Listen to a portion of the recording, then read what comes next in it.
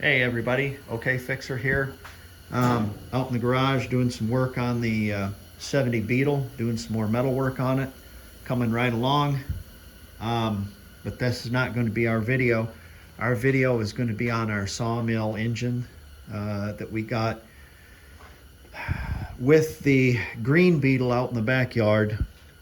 The 70 Beetle we got in the backyard. This is an H5 case, and it was in really good shape, I thought. And so I thought, well, I'm going to take it apart and start rebuilding it. And I couldn't get it apart. Took the heads or the nuts off the heads and everything. Had to use heat on the top, but got them off. The studs look okay and everything. And I beat and I beat and I beat and I beat with a rubber hammer as much as I could, and it would not budge. So I'm not going to destroy this engine because it's probably a good engine. So how am I going to get this apart? Well, I'm going to run it through several heat cycles. And I'm going to run it through several heat cycles in the Blue Beetle. And why the Blue Beetle? Well, that's the one, 6 months on, 6 months off, blue and red, insurance. Got to drive them, you know. So I drive one 6 months out of the year, drive the other one. So this one's going to go in the Blue Beetle, and I'm going to run it for 6 months. And then all those heat cycles will expand and contract everything and break a lot of crap loose where it will be able to come apart. Heat is always your friend. Well, why didn't you just put it in there like this? Why are you putting these push rod tubes? Well, the push rod tubes were like paper thin, and a couple of them were leaking. So I had to take them apart. Push rod tubes had to come out anyways because the tin was missing. I made this tin, and I don't know if it's going to be exactly right. This one turned out a little better. And the deflector tins are missing too. So the push rod tubes have to come out anyways. If the heads don't come off, well, I've had these for a long time, so we're going to use these. It has a little seal. If you ever looked at a Volkswagen engine, the push rod tubes kind of run downhill or uphill as the engine's upside down now. And so the oil will run down the tube, and this is in here quite a ways. So if you had it turned around, of course, it would leak pretty easily. We'll seal this all up with some Permatex. It has a little rubber seal there and a lock nut kind of a thing. So, and these are only for temporary anyways. They're not for something that you're going to use all the time, but they'll suffice. They'll probably leak a little bit. But I want to be able to put some heat cycles through this engine so I can get it apart. Well, why can't you just put some heat cycles on it while it's on stand? Well, I don't have another fan shroud. I don't have all the stuff, and it wouldn't, yeah. So why not just put it in another car and drive it for 6 months? Yeah. Okay, so we're going to build up this engine, and we're going to bring the Blue Beetle in here, take the other engine out, and yeah, that's what we plan on doing. So. And of course, it's a multitude of problems as you take things out of hibernation. I started up the Sea-Doo transportation device. Side note there, if you do own a Sea-Doo, you will need one of these to transfer it from its storage location to your garage back and forth about 40 or 50 times a year to fix all the things that's wrong with it. The French make good bicycles and condoms, but they sure don't make boats very well. Anyways, so the Chinesium carburetor I bought last year, he warranted it, sent me another one. It seems to run good now until the float will stick on it again. This has got a hitch and it's giddy up inside. I took it apart and there's no fixing it. It just hangs up. So we got our transportation device here to take the white Beetle out of the garage and put it into this. Incidentally, if you make, oh, you didn't want to be seen, huh? I see. Incidentally, if you make one of these, make sure you put a front on it, because if you don't, it'll be in Texas the next day. Here's some lovely geoengineering going on out here. I don't mind the vapor trails, that's fine. Vapor trails is fine.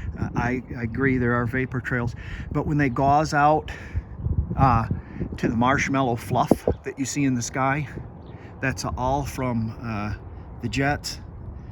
But don't investigate this. Do not investigate geoengineering. Don't, because it's not real. What I'm showing you is fake. It's false. It's all wrong. I'm lying. Okay. So let's get this Blue Beetle out, and we'll put this in the garage, and then we'll take the white Beetle and that we're welding on and put it in here temporarily. Okay, I've taken the Blue Beetle out. It's a different day. Last night I did it, and pulled this one around here. I've got this little hitch made up, and essentially the beam is held on by 4 bolts, and I just took the lower 2 bolts out, and there's a plate that goes up against there, and it's kind of on a swivel. The piece that it's got a well, I'll show you.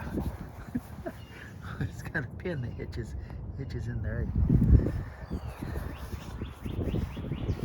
So got a lot of the metal work done, and I'm very happy because when I pulled this thing out, it was a wiffle ball. So I still have a little patch to go, but again, this is not about this. We're going to do some work on this car. So, going to get the engine out of this. Going to use our pump carts, take the wheel off, bring it out this way. I can't really put my engine together until I get my parts. I'm waiting. It's supposed to be today. Hopefully it'll work the way it should as far as delivery and stuff. Incidentally, if you ever pull the engine out of a Volkswagen, if you have one of these, you can make yourself up one. This side fits in the jack. This side fits around the oil strainer and the case, and it adds a little bit more support, and it allows your jack to turn, to pivot. So you can jack it up in the back, pull your handle down, have somebody hold the engine, or you can hold the engine, turn your jack, and be able to pull it out, and it adds more support. It's pretty handy. You ought to make one. You know, I can't believe it's 5 years since I did this, but time flies. A couple of things I noticed. Where's the ground? Where's the ground for my generator? Things are starting to corrode a little bit too. I need to take and address some of that stuff. Yeah, even the carburetor's starting to get, I don't know what I'm gonna do. Plating's getting ate up on that. Weird. So, one thing I wanted to show you is, you ever seen anything like this before? You see what I'm pointing at, right? Do you see what I have my finger on right there? That's the oil sending unit right there, and it's on the top.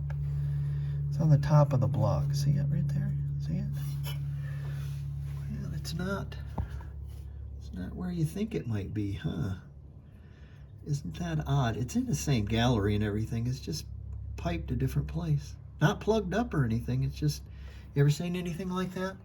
Comment if you've seen anything like that. It's H5 case, so it's 68, 69 case. Weird. Okay, let's get wrenching some more. Take it all apart. Get it out of there. Where's a better look at that? Interesting, huh? Ah ha ha ha ha ha ha.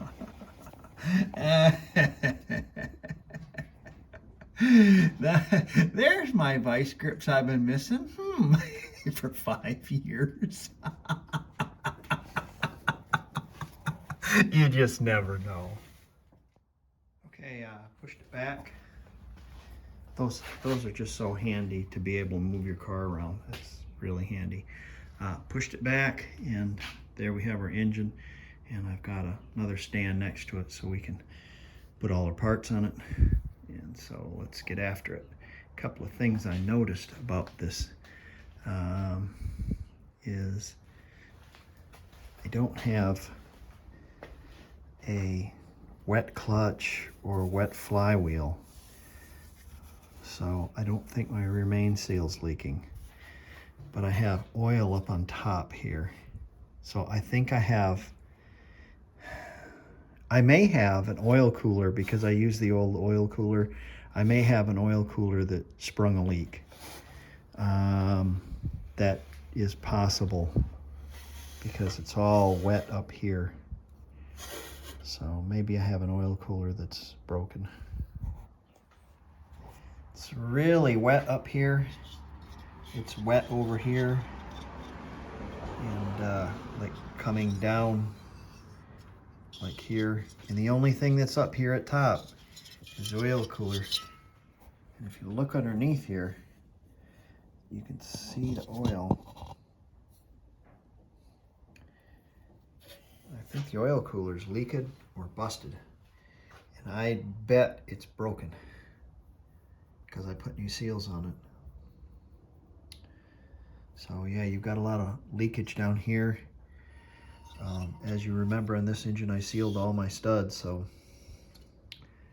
and original VW oil cooler, so it's probably popped on the bottom, I'm guessing. This side is really dry, really nice and dry. Studs are dry, cylinders are dry, everything's nice and dry. There's no oil leaking, weeping here. Let's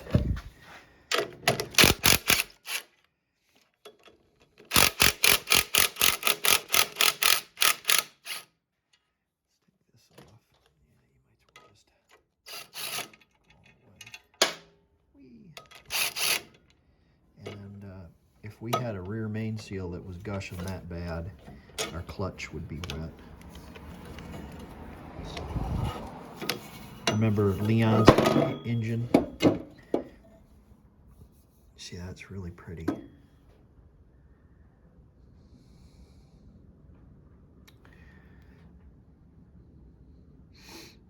It's a little, it's kind of, but doesn't.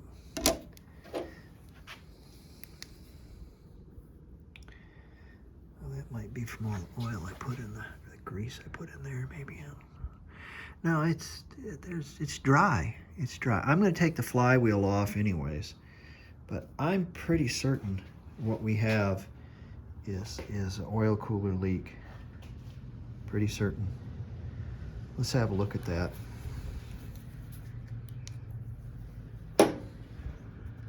If it's going to be simple like an oil cooler, or oil cooler seals, I'm going to, of course, test run this engine when I get finished.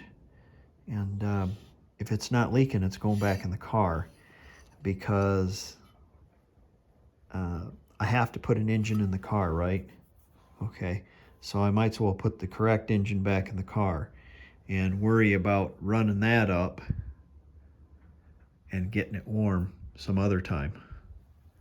So, but, you know, if it's serious, then we'll use the other engine. But I don't think this is very serious. I think the bottom of this is broken, probably.